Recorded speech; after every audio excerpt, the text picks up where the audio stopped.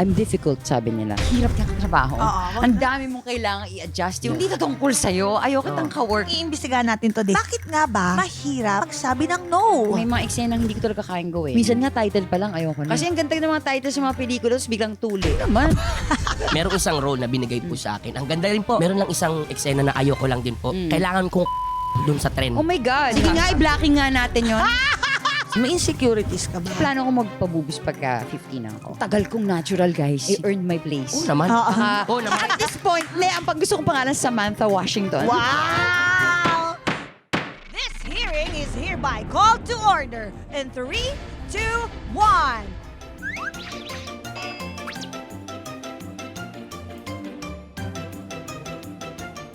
Lahat papatulan! Walang matulan. Your Honor! Available on ULOL YouTube channel, Spotify, and Apple Podcasts. Subscribe now! Naku, napaka-honored namin ni Mr. Vice Chair na nag-yes sa ating Sabina, ang ating resource person ngayon. Naku. Nagulat nga ako, Madam Chair. Kasi alam niyo po ba? Anong gulat? Ha? Ganyan po. Yung gulat ko. Ako din eh. Oo. Kinabahan ako bigla eh. Diba? Akala ko Huling- relax lang ako today. Hindi ko po talaga expect na napa-oo natin dito sa Your Honor. Kaya it's an honor na nandito po siya. Hindi to basta-basta umuoo eh. Oo, pero na-offeran kasi natin siya ng malaki. Kaya, ewan ko kung nabanggit sa'yo, wala kang TF today. Binigay lahat sa kanya. Wala sa lang naman pinag-usapan yun, to ah. Di ba hindi ka... Kung kailan tatlo na yung anak ko, tsaka mangyayari to. Pero hindi, kidding aside, sobrang excited kami na nandito siya. Let's welcome the multi-award-winning actress and the beautiful Moltobella, Alessandra De Rossi! Hello po, Your Honor. Hello po. Gusto ko rin humingi ng pasensya sa mga staff na wala kayong catering today. Napunta sa Walang kinain. TF ko. Pero, Hello po. ang taas pa rin ang energy nila. Oo, di yes. ba? Nagulat nga Ganun sila, kanila. sinabi ko sa kanila, fasting muna tayo ngayon. Sabi ko, Pasensya na. paano yun ako si Ate Alex? Sabi, pinilit ni Jerwin.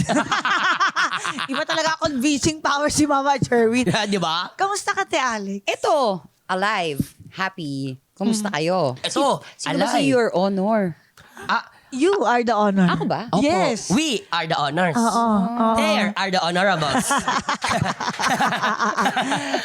Ang ganda mo pa din, Te Alex. Parang huli kasi kami nagkasama sa Legacy. Ang tagal na nun. Ang tagal na nun. Ang tagal. Pero hindi nagbabago pa rin yung ganda mo. Akala mo lang yun. Patomboy na ako.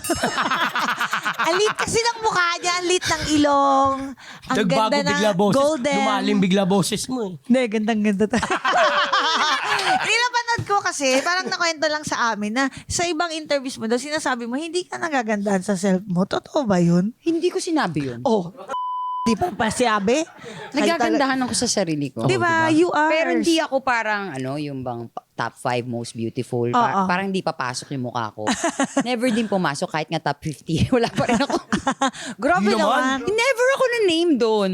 So parang sabi ko, siguro tsaka talaga ako para sa paningin nila. Pero nagagandahan ako sa sarili ko. Ako, Talaga sobra. po, yun po talaga. As in Perfect. pagising, oh my goodness. Yes. Your Honor. Opo. What can I do for you? Diba? Pwede bang hindi Charot. gumanda ng ganito kahit isang araw lang? Ang hirap kasi pag araw-araw maganda. Yung ganun, no? Yeah. Nakakapagod. Hindi mo masasalamin. Ang daming nanliligaw lagi. Oh my God. Nakakaloka to. Oh my Shucks, God. no, nakaka-stress nga po talaga yan.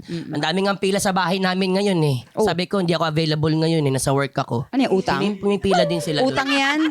Magbayad ka. Naniningin. Kayo ni Ate Alex nagkasama din kayo. Oo. Actually, una-una ko talagang, di ko po alam kung naalala po nito, Kid Kulafo po. Yung launching movie mo Launching yun. po, opo. Siya si Young Manny Pacquiao. Yes po. At ako si Galing. Mami D. Oo. Hello, Actually- Dung.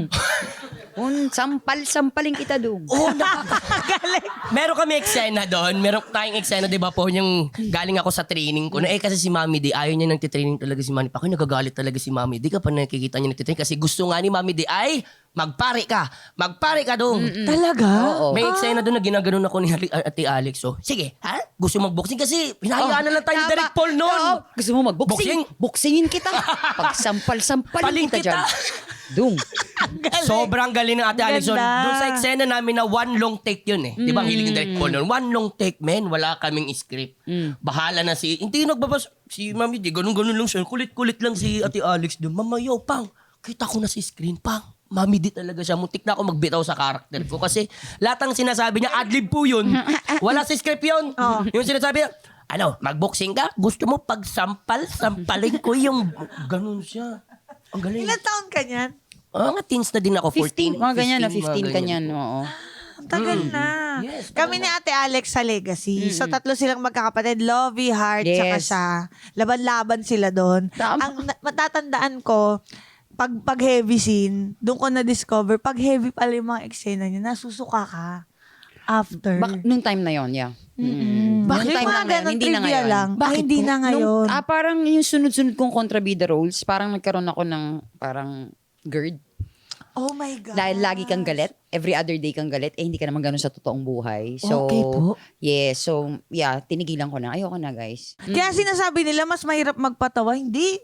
Pag nagdadrama ka, parang doon yata nagiging sakitin ka. Hindi, totoo talaga yun. Totoo Diba? siya. Pati boses mo, iba, pagising mo, kasi sigaw ka ng sigaw buong araw. Tsaka yung mental health mo. Hindi kasi alam ng Diba? katawan na umaarte lang, di ba? So, Oo. pagka kailangan nagpapalpitate na ako dito, syempre, gaganong-ganong ka na, di ba? Oo. Tapos, ano na yun, action! Bang, bang, bang, bang. Ayun. Nakakasuka siya after. Tsaka bigay na bigay kasi talaga. Hindi pwedeng pekein yung ganun Hindi. na yung mga galit-galit, yung lungkot, di ba? So, para sa akin, mas mahirap. Pero ito, mag-oath-taking muna tayo, Oo nga. Mr. Vice Chair. Oo nga, medyo para nano ako ituloy-tuloy na natin. Opo, ituloy po natin to. Ate Alex, pwede po bang pakitaasan lang po ang kanang labi? Kanang labi. Teka, paano yun? Ayan po. Paano nga yun? Sige Wait po. lang, pero mahirap yun ah. Gawin na lang po. Ayan po, ayan po. Ayan po. Ang ganda po. Ang ganda, Ate Alex. Ang ganda pa rin. Ang ganda pa rin po. Pang thumbnail. Opo. Ang ganda po. Stay lang po ng ganyan. Oh. Madam Cha, go po. Ate Alex, do you swear to tell the truth, the whole truth, and nothing but the truth? So help your Multibella self. Oh, whatever. And with that, whatever. It depends, Your Honor. Oh! Eh di simulan na tong hearing na to. Yes. Sino ba dito sa inyo ang nahihirapan mag-no? Magsabi ng no. Taas yung kamay. Oh. Oh, 1, shucks, ang 2, 3, dami. 4, 5, Parang 6, lahat 7, naman tayo. Sa taas. 513, 550, Ayun, sa baba. Yung 550. Teka lang, binibilang ko pa yun sa mga screen Oh, nila eh. shucks. 1,582. Ang dami. Oh, ang dami. Ang dami pala. Oh, and countings. Oo. Pero mahirap naman talaga kasi tumanggi. Oo Diba? naman. Most of the time, lalo na siguro depende na kung mas bata ka pa, mas mahirap talagang tumanggi. Hindi lang ako sure kung ganun din si Ate Alex, ang ating resource person. Kaya yung iimbestigahan natin today, bakit nga ba mahirap magsabi ng no? Di ba? Tama. Kahit ako, hirap na hirap ako magsabi ng no. Lalo pag work, Hindi mo naman kailangan magsabi ng no. paano po ba? Pwede next time.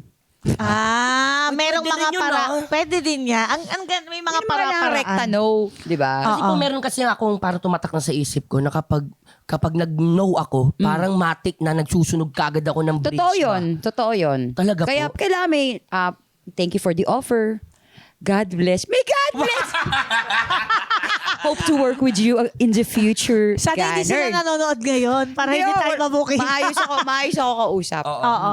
So ikaw, nahirapan ka ba ate mag-no? Bakit? Sa work, madali mag-no. Yung gano'n, Okay. hindi ko kaya ito boundaries ko, gano'n. Hindi ko kaya mga ganitong eksena, whatever. Sa totoong buhay, madali akong mag-yes. Talaga? Naraman namin sa mga iba mong interviews na ang dami mo, meron kang mga tinatanggihan talagang work. Ano yung mga parang criteria mo sa pagtanggi sa work? Saka hindi ka nanghihinayang sakita, ganun. Nanghihinayang, syempre. Pero, wala may mga eksenang hindi ko talaga kayang gawin. Diba? May konting nudity or medyo intimate scenes. Minsan sabihin ko, ang ganda ng story, gusto ko siya, kaso hindi ko kaya itong scene na to. Ay, importante siya. O, di ba? Oo. Parang ganon. Oo. Kasi minsan naman nagagawa ng paraan, dadayain, ganon. Pero may iba na important talaga to at hindi ko siya maibigay. Paano ba yung no, kunyari, para sa'yo, tas buboy-hubarin mo na yung brief mo? Ayan, actually, thank you po. Thank you po. Merong ganyan. Merong ganyang scenario nangyari po sa akin. Hindi ko na lang papangalan kung ano yun. Merong isang role na binigay po sa akin. Ang ganda rin po. Ganyan din po pagkasabi ko. Ganda ng role, tinatakbuhan yung karakter, tinatakbuhan din ng kwento. So, okay siya. Meron lang isang eksena na ayoko lang din po. Oh, shucks. Isa lang? Isang eksena. Kailangan kong dun sa tren. Oh my God. So, Sige nga, i-blocking nga natin yon. po. Ito po. Actually, Direk, ganito po yan, Direk eh. Ang shot kasi nun, Direk, naka-wide shot po yun. Oh. So, kita po yung mga railings po ng train. Ang artsy. So, ngayon po, madilim po yun, naka-wide shot, tapos kitang-kita po yung nakadamit, sa kababa yung short, gumaganyan-ganyan po ako dun sa... Bakit na naman puwet mo? Bakit natin kailangan pakita yan? Di ba? Yun nga yung... So, sinabi ko, sa essence natin ng for cinematog o ano man yung kailangan nilang ipakita doon. Sabi ko, shucks, ang huli ko kasing hubad pa lang, kita puwet, school bukol pa lang. Kung alam niyo yung school bukol na ako kasi merong mapa sa puwet. Na bata pa lang ako, Pero nagpakita bata ka na pa ako nun. ng puwet noon. Pero syempre, bata pa naman ako noon. Wala akong pakialam. Okay lang yan. Pakita nga. Teka lang po. Pero ate, paano ka nag-start na, okay, ilan taon ka nag-artista?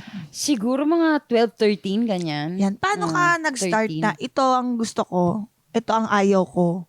Ano yung mga criteria Kasi mo? nga, kaya ako talaga? nag-artista dahil super fan ako ng Princess Sarah ng cartoons. Oo so, nga. nung ginawa siyang totoo na movie, parang, uy, pwede pala yun. Maarte ko yun ng tama. But feeling ko, syempre, galing ko, di ba? Tsaka, Hindi, oo. Oo naman, ate. oo. So, nung pumasok ako sa pag-aartista, nandun na ako sa kung paano ko mapapanood yung sarili ko sa TV. Kung anong itsura. Kaya ko bang makita yung sarili ko na ganito yung ginagawa? Kaya ko bang makita to ng mga At magulang 12? ko? Talaga? Yes. Ng Galing. mga kapitbahay ko, ng mga kalaro kong boys, for example. Parang mapapanood nila yan. Kasi TV lang ang entertainment noon, di ba? Yes po, yes po. Yes. So, importante siya na maganda yung mailabas mo, Mm-mm. di ba? So, yun. Kaya ganun nangyari. Mm-mm. Tapos, meron ka bang mga, napag-usapan natin, mayroong mga palabas, may mga roles na tinanggihan mo. Meron ba yung nagsisi ka after? Na, Ayan, sana opo. pala. Wala. Never. Wala. Never. Pero as in, madami yung talagang kumita, yung sumikat yung artista, na like, oh, yung galing, in fairness, talaga naniwala sila doon. Pero ako talaga yun, no!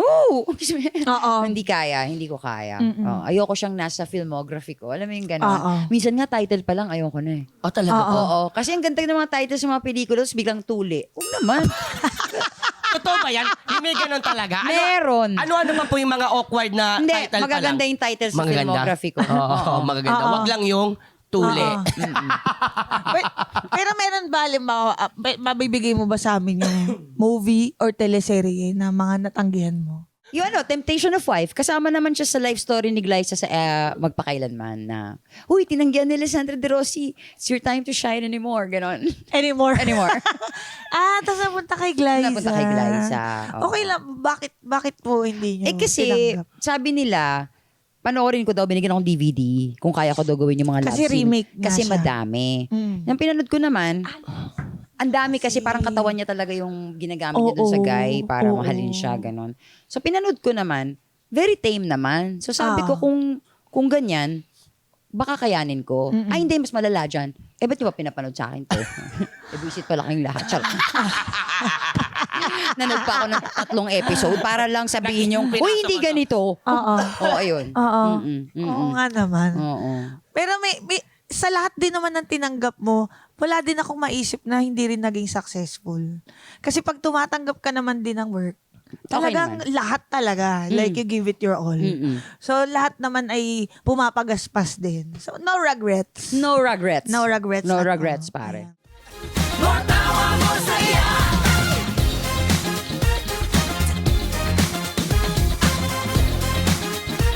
More